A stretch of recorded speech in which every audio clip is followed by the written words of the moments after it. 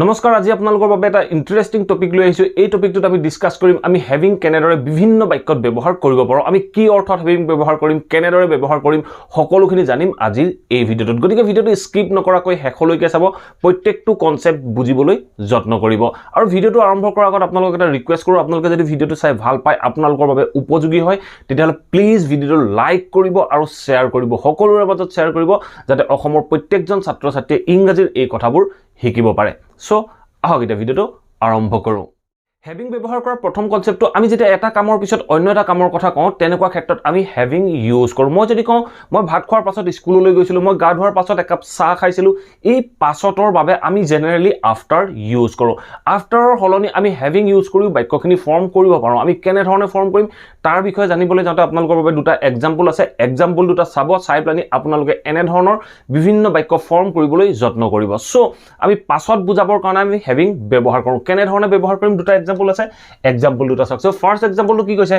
Having বাক্যটো আৰম্ভতে চাওক having আছে বাক্যটো কি কৈছে হেভিং সিন ইউ বাক্যটো চাওক হেভিং সিন ইউ মানে তোমাক দেখাৰ পাছত I am so happy মই খুব সুখী তোমাক দেখাৰ পাছত মই খুব সুখী তেনেকুৱা ক্ষেত্ৰত মই বাক্যটো কলো যে having seen you I am so happy having seen you I am so happy বাক্যটো এটা নোটিস কৰক বাক্যটো ভাল কৰি নোটিস কৰক বাক্যটো কি কৈছো having প্ৰথমতে আমি ব্যৱহাৰ কৰিলো পাছত বুজাবৰ কাৰণে তাৰ পিছত আমি যেটো verb ইউজ কৰিম having ৰ পিছত যেটো verb ইউজ কৰিম verb টো সদায় থাৰ্ড ফৰ্মত ব্যৱহাৰ কৰিব লাগিব বা কব লাগিব আপুনি যদি কব বিচাৰে যে মই তোমাক দেখি সুখী মই তোমাক দেখাৰ পাছত সুখী হৈছো তেনেকুৱা ক্ষেত্ৰত আমি বাক্যটো কেনে ধৰণে কম having seen you I am so happy having seen you I am so happy এই বাক্যটো আমি এনে ধৰণে কব লাগিব having seen you I am so happy so মনত ৰাখিব ভাৰ্বৰ সদায় থাৰ্ড ফৰ্ম ইউজ হ'ব having ৰ পিছত যেটোৱে ভাৰ্ব আহিব হেতু সদায় ভাৰ্বৰ থাৰ্ড ফৰ্মতে ইউজ হ'ব নেক্সট সেন্টেন্সটো চাওক নেক্সট সেন্টেন্সটো কি কৈছে having taken bath বাক্যটো চাওক having taken bath I took a cup of tea I took a cup of tea I took a cup of tea মানে মই এক কাপ চাহ খাইছিলো কেতিয়া খাইছিলো having taken bath গা ধোৱাৰ পাছত বাক্যটো চাওক having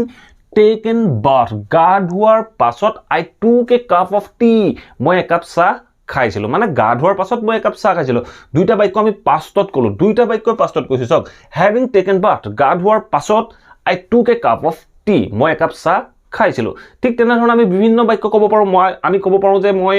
ব্ৰেকফাষ্ট কৰাৰ পাছত অফিচলৈ গৈছিলো মই ব্ৰেকফাষ্ট কৰাৰ পাছত অফিচলৈ গৈছিলো having had my breakfast I went to office having had my breakfast I went to office মানে ব্ৰেকফাষ্ট কৰাৰ পাছত মই অফিচলৈ গৈছিলো এনে ধৰণৰ যিমানবোৰ বাক্য পায় আপোনালোকে এনে ধৰণে ফৰ্ম কৰিবলৈ যত্ন কৰক বা আপোনালোকে এই বাক্যবোৰত having ৰ হলনি after ইউজ কৰিব পাৰে after ইউজ কৰিলে আপোনালোকে ইয়াৰ পিছত having ৰ পিছত যেটো verb দেখিছে সেই verbটো সদায় কন্টিনিউয়াস ফৰ্মত ইউজ কৰিব লাগিব আপুনি ক'ব লাগিব যে after seeing you I am so happy বা আমি ক'ব লাগিব after taking bath I took a cup of tea গা ধোৱাৰ পাছত মই এক কাপ চাহ খাইছিলো afterক আমি ৰিপ্লেস কৰি এই বাক্যবোৰত having ব্যৱহাৰ কৰিব পাৰো নেক্সট আমি হেভিং ব্যৱহাৰ কৰো যেতিয়া আমি কন্টিনিউয়াস এটা একচনৰ কথা ক'বলৈ যাওঁ যেতিয়া আমি কোনো এটা কন্টিনিউয়াস একচনৰ কথা ক'বলৈ যাওঁ তেনেকুৱা ক্ষেত্ৰত আমি হেভিং ব্যৱহাৰ কৰিব পাৰো আমি কেনে ধৰণে ব্যৱহাৰ কৰিম মই যদি কওঁ মই এটা খোজ কাঢ়ি আছো I am walking এই বাক্যটোত আমি হেভিং ব্যৱহাৰ কৰিব পাৰো সদায় মনত ৰাখিব হেভিং ব্যৱহাৰ কৰাৰ পিছত এটা অবজেক্ট ব্যৱহাৰ কৰিব লাগে এই ধৰণৰ বাক্যবোৰত সো এই বাক্যটোত চাওক I am walking এই বাক্যটোত কোনো অবজেক্ট নাই গতিকে আমি এই বাক্যটোত এটা অবজেক্ট ইউজ কৰিব লাগিব সো আমি অবজেক্টটো কেনে ধৰণে ইউজ কৰিম আমি অবজেক্টটো walking যেটো walking আছে সেই walkingটো আমি a walk কৰি দিব লাগিব আমি কেনে ধৰণে কৰিম দুটা এক্সাম্পল আছে এক্সাম্পল দুটা চাওক সো ফাৰ্স্ট এক্সাম্পলটো চাওক কি কৈছে 3 number এক্সাম্পলটো I am having a walk a walking to আমি এটা অবজেক্ট হিচাপে ব্যৱহাৰ কৰিলো আমি কলো যে a walk I am having a walk মানে মই খোজ কাঢ়ি আছো এটা চাওক নেক্সট সেন্টেন্সটো 4 নম্বৰ সেন্টেন্সটো কি কৈছে she is having a conversation তাই কথা পাতি আছে সো তেনেকুৱা ক্ষেত্ৰত আমি বাক্যটো কৈছো she is having a conversation তাই কথা পাতি আছে সো আমি এনে ধৰণে বিভিন্ন বাক্য ক'ব পাৰো আপুনি ক'ব পাৰে যে মই এটা ব্ৰেকফাষ্ট কৰি আছো মই এটা ব্ৰেকফাষ্ট কৰি আছো আই am having my breakfast I am having my breakfast মই মোৰ ব্ৰেকফাষ্ট কৰি আছো সো এনে ধৰণে আপোনালোকে যিমানবোৰ বাক্য পাই আপোনালোকে এনে ধৰণে প্ৰেক্টিছ কৰিবলৈ যত্ন কৰক আপোনালোকে বিভিন্ন বাক্য ক'ব পাৰে আই am having A cup of T I am having A glass of water যি হয় আপোনালোকে প্ৰেক্টিছ কৰক যিমান প্ৰেক্টিছ কৰিব সিমান আপোনালোকৰ বাবে এই সেন্টেন্সবোৰ ইজি হ'ব Next আমি having use কৰো যেতিয়া আমি বাক্যটোৰ দ্বাৰা কওঁ যে মই কৰি থাকিব লগা হৈছে বা মই কৰি থাকিব লগা হৈছিল প্ৰেজেন্ট হলে আমি প্ৰেজেন্টৰ verb ইউজ কৰিম পাষ্ট হলে আমি পাষ্টৰ verb ইউজ কৰিম সো আমি বাক্যটো কৈছে মই কৰি থাকিব লগা হৈছে বা কৰি থাকিব লগা হৈছিল তেনেকুৱা ক্ষেত্ৰত আমি having ইউজ কৰো সো এই বাক্যবোৰ যেতিয়া আমি having ইউজ কৰো having ৰ পিছত আমি to ইউজ কৰো সো সদায় মনত ৰাখিব be verb having to তাৰ পিছত আমি ভাৰ্বৰ ফাৰ্স্ট ফৰ্ম ইউজ কৰিম সো কেনে ধৰণে ইউজ কৰিম তাৰ দুটা এক্সাম্পল আছে এক্সাম্পল দুটা চাওক সো ফাৰ্স্ট এক্সাম্পলটো চাওক কি কৈছে I am having to clean the room বাক্যটো চাওক I am having to বাক্যটো চাওক I am having to সদায় মনত ৰাখিব প্ৰথমতে সাবজেক্ট ইউজ হ'ব তাৰ পিছত এটা verb ইউজ হ'ব প্ৰেজেন্টৰ হলে প্ৰেজেন্টৰ verb ইউজ কৰিব তাৰ পিছত আমি ইউজ কৰিম having to I am having to এই তাৰ পিছত চাওক verb to আমি ফাৰ্স্ট ফৰ্মত ব্যৱহাৰ কৰিলো I am having to clean the room মই ৰুমটো সাফ কৰি থাকিব লগা হৈছে বা মই ৰুমটো সাফ কৰি থাকিব লগা হৈছে তেনেকুৱা ক্ষেত্ৰত আমি বাক্যটো কলো I am having to clean the room মই ৰুমটো সাফ কৰিব লগা হৈছে বা কৰি থাকিব লগা হৈছে এটা সব নেক্সট সেন্টেন্সটো কি কৈছে she was আমি past tenseৰ বাবে was ইউজ কৰিলো she was তাৰ পিছত চাওক having to she was having to cook food she was having to cook food তাই ভাত বনাব লগিয়া হৈছিল তাই ভাত বনাই থাকিব লগা হৈছিল তেনেকুৱা ক্ষেত্ৰত বাক্যটো কৈছে she was having to cook food তাই ভাত বনাই থাকিব লগা হৈছিল এনে ধৰণে বিভিন্ন বাক্য ক'ব পাৰে আমি ক'ব পাৰো যে I am having to play a game I am having to play a game মই এটা গেম খেলি থাকিব লগা হৈছে মই তাইৰ লগত কথা পাতি থাকিব লগা হৈছে I am having to talk to her I am having to talk to her মই তাইৰ লগত কথা পাতি থাকিব লগা হৈছে এনে ধৰণে আমি having to বিভিন্ন বাক্যত ব্যৱহাৰ কৰিব পাৰো আপোনালোকে এনে ধৰণৰ বিভিন্ন বাক্য গোটালৈ প্ৰেক্টিছ কৰক Next আমি having ইউজ কৰো যেতিয়া আমি বাক্যটোৰ দ্বাৰা ক'ব বিচাৰো যে মই পাই হুকি মই ধৰা তোমাক পাই হুকি মই আপোনাক পাই হুকি মই আপোনাক আজি ঘৰত দেখি খুব হুকি এনে ধৰণৰ বাক্য যেতিয়া আমি ক'বলৈ যাওঁ তেনেকুৱা ক্ষেত্ৰত আমি বাক্যটোত having ব্যৱহাৰ কৰিব পাৰো সো কেনে ধৰণে ব্যৱহাৰ কৰিম তাৰ বাবে দুটা এক্সাম্পল আছে এক্সাম্পল দুটা চালে আপোনালোকে সহজে বুজি পাব সো ফাৰ্স্ট এক্সাম্পলটো চাওক 7 নম্বৰ এক্সাম্পলটো কি কৈছে I am so happy এই বাক্যটো চাওক 7 নম্বৰটো I am so happy সৰি মই ইয়াত ভেৰি লিখি থোৱা আছে সো আপোনালোকে সৰি শো কৰি ল'ব so I am so happy মই খুব হুকি I am so happy having you in my life so বাক্যটো চাওক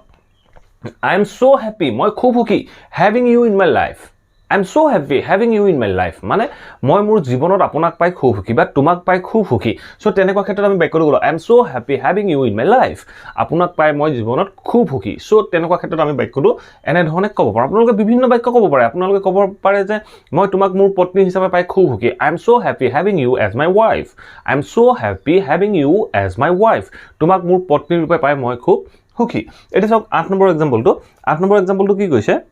It's my pleasure having you at my home. It's my pleasure. এটো মোৰ বাবে সুখৰ কথা. It's my pleasure. এটো মোৰ সুখৰ কথা. কি সুখৰ কথা?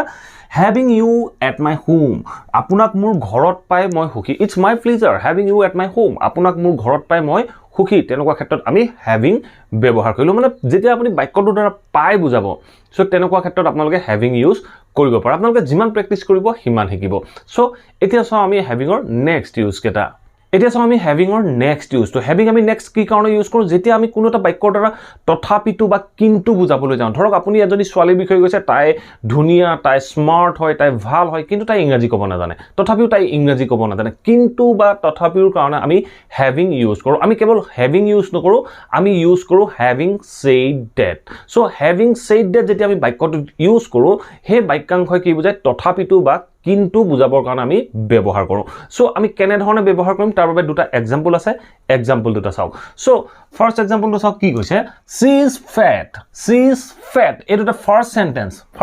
চাওক কি কৈছে she is fat তাই হকত having said that বাক্যটো চাওক having said that আমি ইউজ কৰিলো she is fat having said that she can dance এই বাক্যটো চাওক she is fat তাই হকত আমি having said that কেনেকৈ ইউজ কৰে তাৰ বিষয়ে মই কম সো আমি বাক্যটো প্ৰথমতে এনালাইটিক কৰি লওঁ সো ফাৰ্স্ট সেন্টেন্সটো কি কৈছে she is fat তাই হকত having said that কিন্তু বা তথাপিতো she can dance she can dance তাই হকত কিন্তু তথাপিতো তাই ডান্স কৰিব পাৰে তাই হকত কিন্তু তাই ডান্স কৰিব পাৰে তাই হকত তথাপিতো তাই ডান্স কৰিব পাৰে তেনেকুৱা ক্ষেত্ৰত আমি having said that তথাপিতো বা কিন্তুৰ কাৰণে আমি having said that ব্যৱহাৰ কৰো সো এনে ধৰণৰ বাক্য যেতিয়া আপুনি ফৰ্ম কৰিব লগা হয় তেনে ক্ষেত্ৰত আপোনালোকে কি কৰিব প্ৰথম বাক্যাংশ ইংৰাজীত ট্ৰান্সলেট কৰিব তাৰ পিছৰ বাক্যাংশ আপোনালোকে ইংৰাজীত ট্ৰান্সলেট কৰিব আৰু দুটাৰ মাজত having said that ইউজ কৰিব লাগিব সো এনে ধৰণৰ বিভিন্ন বাক্য পাব আমি বিভিন্ন বাক্য ক'ব পাৰো সো নেক্সট এক্সাম্পলটো চাওক নেক্সট এক্সাম্পলটো কি কৈছে she is good and smart she is good and smart তাই ভাল আৰু স্মাৰ্ট হয় she is good and smart তাই ভাল আৰু স্মাৰ্ট হয় having said that তথাপিতো having said that তথাপিতো বা কিন্তু she can't speak English she is good and smart she is good and smart having said that she can't speak English তাই ভাল আৰু স্মাৰ্ট হয় তথাপিতো তাই ইংৰাজী ক'ব নোৱাৰে তাই ভাল আৰু স্মাৰ্ট হয় কিন্তু তাই ইংৰাজী ক'ব নোৱাৰে সো এনেকুৱা ক্ষেত্ৰত যেতিয়া আমি কোনো এটা বস্তু ভালৰ বিষয়ে কওঁ কোনোবা এজন ব্যক্তিৰ ভাল সাইডটো কৈ প্লানি যদি আমি তাৰ তেখেতৰ এটা উইক পইণ্টৰ কথা ক'ব লগা হয় বা এটা বেয়া পইণ্টৰ কথা ক'ব লগা হয় তেনেকুৱা ক্ষেত্ৰত আমি having said that ব্যৱহাৰ কৰিব পাৰোঁ সো আপোনালোকে এনে ধৰণৰ বিভিন্ন বাক্য যেতিয়া প্ৰেক্টিছ কৰিব ডেফিনেটলি আপোনালোকৰ বাবে ইজি হৈ পৰিব সো এইখিনিতে আপোনালোকক এটা কথা জনালো আপোনালোকে যদি having ৰ প্ৰত্যেকটো পইণ্ট বুজি পাইছে তেতিয়াহ'লে কোনো প্ৰব্লেম নাই যদি আপোনালোকে কিবা কাৰণত বুজি পোৱা নাই বা বুজি পোৱাত অসুবিধা হৈছে আপোনালোকে মোৰ ভিডিঅ'টোৰ কমেন্ট বক্সত কমেন্ট কৰক যে প্ৰত্যেকটো টপিকৰ ওপৰত সেপাৰেটকৈ ভিডিঅ' লাগে ডেফিনেটলি মই আপোনালোকৰ বাবে সেপাৰেট ভিডিঅ' ডেভেলপ কৰিম সো এতিয়া চাও আমি having ৰ নেক্সট ইউজ তো নেক্সট আমি কি কাৰণে having ইউজ কৰো যেতিয়া আমি বাক্যটোৰ দ্বাৰা ক'ব লগা হয় যে তোমাক লগ পোৱা বহু দিনেই হ'ল তোমাক লগ পোৱা বহু দিনেই হ'ল এনে ধৰণৰ বাক্যৰ কাৰণেও আমি having ইউজ কৰিব পাৰোঁ বহু দিনেই বহু সময়ে বহু বছৰেই এনেকুৱা ক্ষেত্ৰত আমি having ইউজ কৰো সো কেনে ধৰণে ইউজ কৰো এই বাক্যবোৰ সদায় ষ্টাৰ্ট হয় it has been array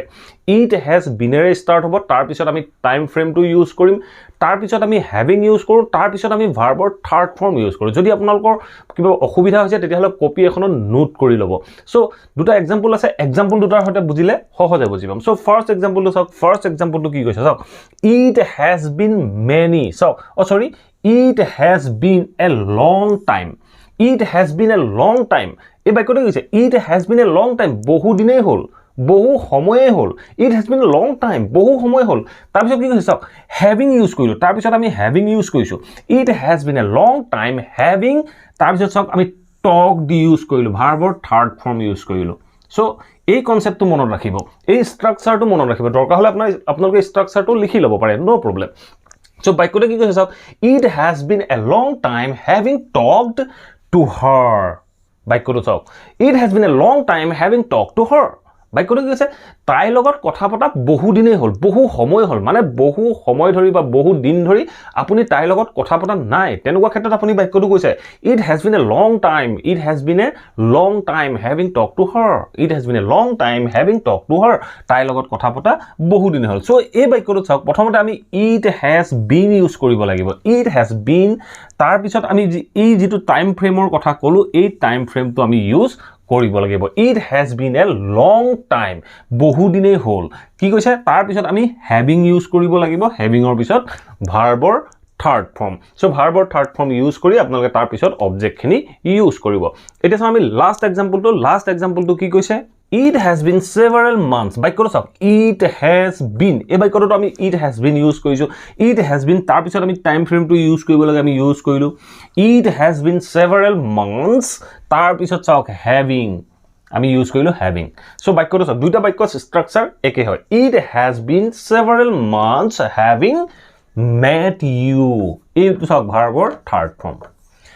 so বাক্যটো কি ক'লে it has been several months having met you মানে তোমাক লগ পোৱা বহু মাহেই হ'ল তোমাক লগ পোৱা মানে বহুত কেবা মাহ ধৰি আপুনি তাইক লগ পোৱা নাই বা আপুনি ক'ব পাৰে যে আপোনাক লগ পোৱা বহু মাহেই হ'ল বহুত কেবা মাহ হ'ল বা আপুনি ক'ব পাৰে আপোনাক লগ নোপোৱা বহুত মাহ হ'ল সো তেনেকুৱা ক্ষেত্ৰত আমি বাক্যটো it has been ব্যৱহাৰ কৰি বাক্যটোত আমি having ব্যৱহাৰ কৰিব পাৰো আশা কৰো এই ভিডিওটোৰ পৰা আপোনালোকে নিশ্চয় বুজি পালে having আমি কেনে ধৰণে বিভিন্ন বাক্যত ব্যৱহাৰ কৰিব পাৰো যদি ভিডিওটো ভাল পালে প্লিজ ভিডিওটো লাইক কৰিব শেয়াৰ কৰিব আৰু কমেন্ট কৰি মোক জনাবলৈ নাপাহৰিব আপোনালোকে প্ৰত্যেকটো কনসেপ্ট বুজি পালে নে নাই পোৱা যদি নাই পোৱা তেতিয়াহলে ডেফিনেটলি কমেন্ট কৰক সেপাৰেটকে মই ভিডিও বনাই আপোনালোকক এটা কৈ টপিক বুজাই দিবলৈ যত্ন কৰিম আৰু যদি চেনেলটো সাবস্ক্ৰাইব কৰা নাই সাবস্ক্ৰাইব কৰিলে অল নোটিফিকেশন অন কৰি ল'ব মই যেতিয়া এনে ধৰণৰ ইংলিশ লাৰ্নিংৰ ভিডিও আনিম আপোনালোকে লগে লগে নোটিফিকেশন পাব আৰু লগে লগে ভিডিওবোৰ চাব পাৰিব thank you for watching this video